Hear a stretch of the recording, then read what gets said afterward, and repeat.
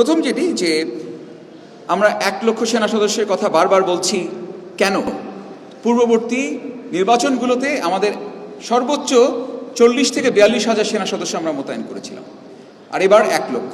তাহলে কেন এই বিশাল পার্থক্য এবং কেন এই এত বড় সংখ্যায় আমরা মাঠে গেলাম? অন্যান্য নির্বাচনের চাইতে এবারের নির্বাচনে আমাদের মোতায়েনের পার্থক্য হচ্ছে, আমি শুরুতে আপনারা খেয়াল করেছেন আমরা স্বরাষ্ট্র মন্ত্রণালয়ের নির্বাচন পরিপত্রের কথা আপনাদেরকে উল্লেখ করেছি, যেখানে বাংলাদেশ সেনাবাহিনীকে, ইনফ্যাক্ট সশস্ত্র বাহিনীকে ভোট কেন্দ্রের আগিনা পর্যন্ত যাওয়ার অনুমতি দেওয়া হয়েছে, যেটা পূর্ববর্তী নির্বাচনগুলোতে ছিল না। আমরা স্ট্রাইকিং ফোর্স হিসেবে দূরবর্তী একটা জায়গাতে কনসেন্ট্রেটেড হিসেবে আমরা একসঙ্গে অবস্থান করেছি। এবার আমি যে কথাটা একটু আগে এখানে একজন জানতে চেয়েছিলেন যে সাধারণ মানুষের নিরাপত্তার বিষয়টা যাতে তারা নির্বিঘ্নে যাতে ভোট কেন্দ্রে যেতে পারে, সেই কথাকে মাথায় রেখে সম্মানিত সেনাবাহিনী প্রধান আমাদের ন্যূনতম প্রয়োজনীয় সেনা সদস্যকে রেখে বাকি সকল সেনা সদস্যকে উনি নিয়োগ করেছেন এই সুষ্ঠু ইলেকশন করার জন্য। যে কারণে আমরা চেষ্টা করছি আমাদের প্রয়োজনীয় যে যানবাহন, সেই যানবাহন আমাদের অপ্রতুল। আমরা অসামরিক প্রশাসনের কাছে সাহায্য চেয়েছি যাতে তারা আমাদের রিকুইজিশন করে গাড়ি দেয়, সেটাও যখন দিতে পারছে না আমরা গাড়ি হায়ার করে হলেও যাতে আমাদের এই সেনা সদস্যরা নিয়মিত টহলে থাকতে পারে, এবং তার জন্য তারা প্রস্তুত। আমাদের সেনা সদস্যরা অক্লান্ত পরিশ্রম করছেন। আপনারা ঢাকার বাইরে গেলে দেখবেন, ঢাকার ভিতরে আপনারা দেখেছেন যে তারা অক্লান্ত পরিশ্রম করছেন, দিনরাত তারা টহল পরিচালনা করছেন শুধুমাত্র এই আস্থার জায়গাটা ফিরিয়ে আনার জন্য, এবং এটা জোরদার করা হয়েছে গত 20 জানুয়ারি থেকে। আপনি যে তথ্যটা বললেন পরবর্তী অংশে, যে টিআইবির যে রিপোর্টটা, যে 600-র বেশি সহিংস ঘটনা ঘটেছে এবং 150-র বেশি নিহত। যে কোনো সহিংস ঘটনা অনাকাঙ্ক্ষিত। আমরা চাই না কোনো সহিংসতা ঘটুক, বাট ঘটেছে। আমরা চাই না কোনো হতাহতের ঘটনা ঘটুক, বাট ঘটেছে। এখন যদি আমাকে যে প্রশ্নটা করলেন যে সেনাবাহিনী মাঠে থাকা অবস্থায় কি করে ঘটলো, তো সেনাবাহিনী 20 জানুয়ারি আগ পর্যন্ত 35,000 মাঠে ছিল।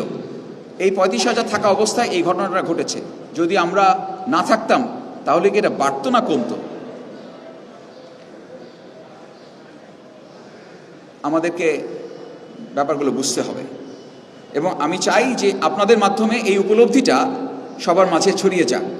আমরা একটা জনবহুল দেশ, অনেক মানুষের দেশ, এর মাঝে আমরা 1 লক্ষ সেনা সদস্য নিয়োগ করার পরও সেটা সত্যিকার অর্থে অপ্রতুল। দুর্গম জায়গা আছে, বিপদসংকুল কেন্দ্র আছে, সব জায়গায় ফিজিক্যালি আমরা থাকতে পারছি না। কিন্তু আমাদের চেষ্টার কোনো ত্রুটি নেই। আমাদের সৈনিকেরা কোনো ধরনের তাদের বিশ্রাম নিয়ে তারা চিন্তিত না।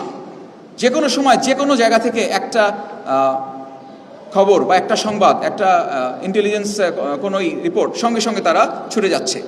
এবং যে কারণে আমি বলেছি যে 20 জানুয়ারির পর থেকে, যখন থেকে 1 লক্ষ সেনা সদস্য মোতায়েন হয়েছে, তারপর থেকে এই ঘটনাগুলো কমে এসেছে। এখন একটা বিষয় আমি আপনাদের কাছে সাহায্য চাইব। আপনাদের কাছেও আমি জানি অনেক সময় অনেক তথ্য আসে। এই তথ্যটা যদি আপনারা আগে থেকে আমাদেরকে অবগত করতে পারেন, ক্যাম্পকে জানাতে পারেন, লোকাল ক্যাম্পে জানাতে পারেন, তাহলে কিন্তু আমরা দ্রুত গতিতে সেটা মোকাবেলা করতে পারি। তাহলে সহিংসতাটা এড়ানো সম্ভব হয়। কিন্তু একটা জিনিস ঘটনা ঘটে যাওয়ার পরে যদি আমাদের কাছে আসে, তখন এটা আর কিছু করার থাকে না। তো আমি শুধু আপনাকে এটুকু বলতে পারি যে এই যে তথ্য, এবং আমি আপনার মাধ্যমে বলবো যে এই 20 জানুয়ারির পর থেকে যদি আপনারা এখনকার তথ্য যদি সংগ্রহ করেন, তাহলে দেখবেন যে কত বড় পার্থক্য। শুধু এটুকুই বলবো যে আমাদের উপস্থিতি জনমনে একটা আস্থার জায়গা তৈরি করতে সক্ষম হচ্ছে, এবং আপনারা যদি সাথে থাকেন এবং সঠিক তথ্যটা যদি রাইট টাইমে যদি আপনারা প্রকাশ করেন, অপপ্রচার, মিথ্যাচার, সোশ্যাল মিডিয়াতে যে এগুলো যদি আমরা রোধ করতে পারি, তাহলে অবশ্যই আমরা সবাই মিলে একটি সুন্দর এবং অবাধ সুষ্ঠু নির্বাচন আমরা উপহার দিতে পারব।